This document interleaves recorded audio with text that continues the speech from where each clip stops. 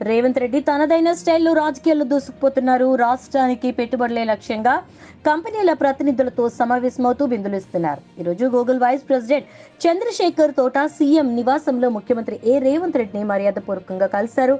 తెలంగాణలో పెట్టుబడులపై Google vice president Chandrasekhar తోట సీఎంతో చర్చించి ప్రభుత్వంతో కలిసి పనిచేస్తామంటూ గ్రీన్ సిగ్నల్ ఇచ్చారు. ప్రస్తుతం ప్రతి రంగాన్ని ఏఐ టెక్నాలజీ బీటౌట్ చేస్తున్న నేపథ్యంలో వ్యవసాయం, విద్య, ఆరోగ్యం వంటి అంశాలను డిజిటలైజ్ చేసే దిశగా అడుగులు వేస్తున్నారు.